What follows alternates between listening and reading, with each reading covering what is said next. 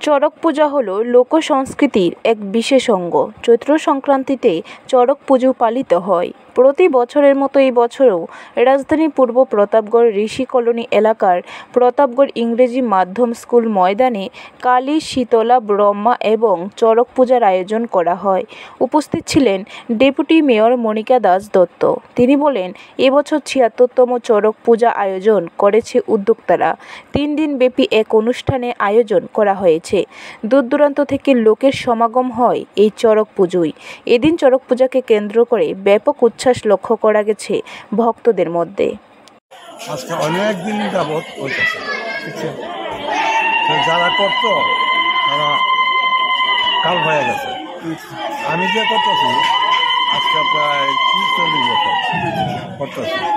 এটা করতেছি যে দেশের মঙ্গলের জন্য। আমরা যখন যারা করছে তখন দেশে প্রচার করে দিচ্ছে যে কীভাবে করতে হয়।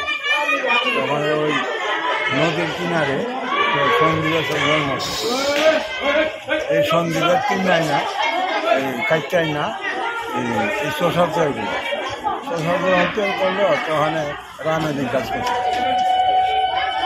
যে আমি এই চোষাদি লইয়া কী করতে যে এই চোষাদি লইয়া বাড়ি বাড়ি ঘুরতে হইব। এটা হলো মাথা, এটা হলো সরল। কী করে তৈরি তখন ওই সিন্দুরের জন্ম ছিল, আমাকে সিন্দুরের জন্ম কয়, ফুলের জন্ম কয়, রুদ্রেখার জন্ম কয়, কাঠের জন্ম কয়।